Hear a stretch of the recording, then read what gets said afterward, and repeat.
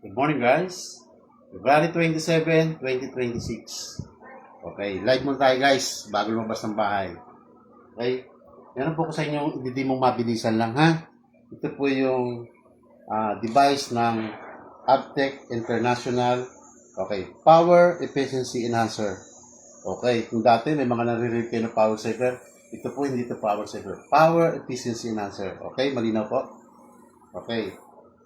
Meron po ako sa inyong papakita na valve na ang brand niya is Firefly, 50 watts. Shout out Firefly, baka naman. Okay, ang rated po ng valve is 220 volts, 50 watts. Okay, try po natin. Switchin po natin yung circuit breaker ng digital meter. Okay. Ang actual voltage po natin is 235.3. 235, okay. Tatanggalin ko lang po yung device. Okay. Ang nakikita niyo po is 235.4. Okay. Voltage. Ngayon, kakabit po natin yung bulb na 50 watts. Ayan po, 50 watts brand Firefly. Okay, 220 volts ang rating niya. Tingnan niyo po ang mangyari. Off po muna. Okay, switch on ko po. Okay. Ayan po ang actual consumption ng 50 watts na incandescent bulb. Okay. 53.4 watts. So ngayon po, ano po nangyari? Bakit 50 watts? Iyan po ang reading. Mapapansin niyo po yung voltage na is 235 volts. Ito po is 220 volts. Ang rating ng bulb is 220 volts. Yan po, 220 volts. Ngayon, kaya po tumataas yung consumption dahil ang specification po ng bulb is 220 volts. Ngayon po, ito po yung power efficiency enhancer. Okay, ipa-plug in ko po siya. Kasama ng circuit ng ilaw. Okay, tingnan niyo po. Ano po nangyari? Is 23.2 watts. So almost, ang nasave niyo po is 30 watts. Ito po yung napakagandang naitulong sa ating mga power efficiency sa ating mga appliances o sa ating mga lightings. Okay. So nakatibit po kayo ng almost 30 watts. Ngayon po, sasabihin nyo, masyadong maliit ang 30 watts. Okay, off ko po muna ha. Okay. Ito po, meron po tayong device na 25 UF. Ito po yung dinidemo ko po sa inyo ngayon. Okay, tanggalin ko lang po. Ito po yung dinidemo natin ngayon. Yan. 25 UF, yan po yung laman yan. Ito po yung 50 UF. Mas malaki po siya. Mas doble po yung capacity niya. Ito po ay kinakabit na sa panel board. Hindi po siya portable. Okay? Wala po siyang output. Unlike ng 25 UF, may output po siya. Okay? Yan po ang pagkakaiba ng dalawa. Okay? Ito po, may output po yung 25 UF. Ito po sa panel board po ito kinakabit. Okay? Ngayon, ito po mas malaki. Ito po yung pinakamaraming nag-a-avail ng device. Ito po ang pinakamalaki sa tatlo. Ito po ay 100 UF power efficiency enhancer. Ito po ay kinakabit sa panel board. Okay? Balik ko lang po. Ngayon po magde-demo po tayo ng appliances na matataas ang wattage. Okay, so ngayon, araw-araw naman nagkakape kayo, umiinit ng tubig. Meron po tayong electric kettle. Okay, yan po yung part niya. Try po natin kung ilang watts siya. Okay, pa-plug in ko po. Tingnan niyo po. Okay, switch on ko po. Okay, ang wattage niya po is 1,360 watts. So, 365. Ayan, kumukulo na po. Off ko lang po siya. Okay. Ayan po. Zero na siya. Ngayon po, tingnan niyo po. Tatanggalin ko yung electric kettle. Okay.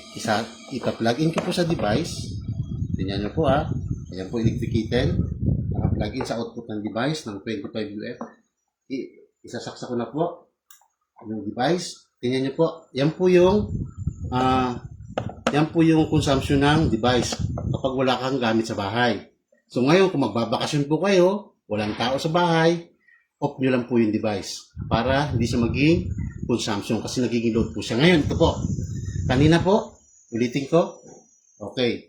Para makita niyo po, halimbawa, ganyan. Yung device nyo, 30 watts. Ma-plug in ko po rekta yung kettle, tingnan niyo po yung watts. 1,340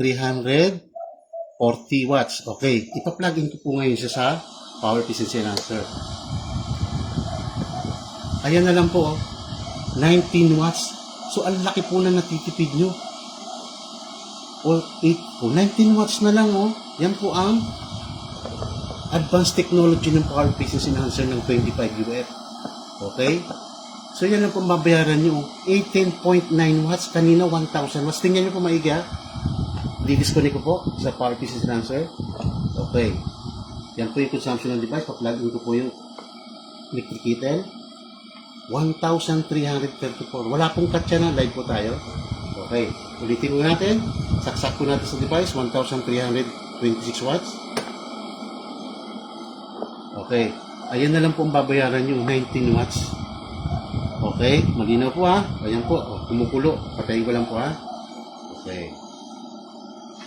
Okay. Ngayon po, meron po tayong, siguro naman, meron tayong electric iron sa bahay. Ito po, 15 years na, tibay, buhay pa. Anong brand? Hanabishi. Shout out Hanabishi. 15 years old ang electric kettle natin. May Puro tape na. Oh. Puro repair na lang kasi repairman. Ready Lavinia, repairman, registered master electrician. Okay? Hanggat kaya, bubuhayin natin yan. Okay, ito po yung power cord. Okay, napalitan na siya dahil luma-luma na ngayon, may power cord na siyang bago. Okay? Kasaksak ko po siya. Tingnan niyo po maigi, ha? Power cord. Kasaksak po sa outlet. Tingnan po natin yung consumption ng electric iron. Ayan po siya. Habang nagpa-planta si Mrs. o yung anak natin, yan po ang consumption ng electric iron. 994 watts. Ngayon po, di-disconnect ko po. Ito, plug in ko na po siya dito sa device. Tingnan niyo po, ha. Ito po yung electric iron, yan yung power cord niya. Okay. Ipa-plug in po natin. Yan. Ayan na lang po ang babayaran nyo. 17.1 watts. Napakalaking binaba po ng wattage. So, ito po yung advanced technology ng power efficiency enhancer ng 25 UF. Okay? Pero kung kailangan nyo po na malaki, ito po sa panel board na ni-install, kailangan po certified installer po ang mag-install nito. Okay? Ang inyong lingkod po ay certified installer ng Adtech International. Message lang po kayo. Huwag po kayong matakot. I'm a registered master electrician. Safe to safe po kayo sa akin. Pag nag-install tayo, kasama ng tightening, libre po. Okay? Ang installation po ng device sa panel board, 3,500. Kasama po yung circuit breaker. Kasama po yung digital meter and yung wiring. Okay? Kung may discount po, message lang. Pwede pag-usapan. Okay. So, tapos na po tayo. Nandiyan muna natin yung electric iron. Nandiyan muna natin yung electric kettle. Bye. Babiyahin na.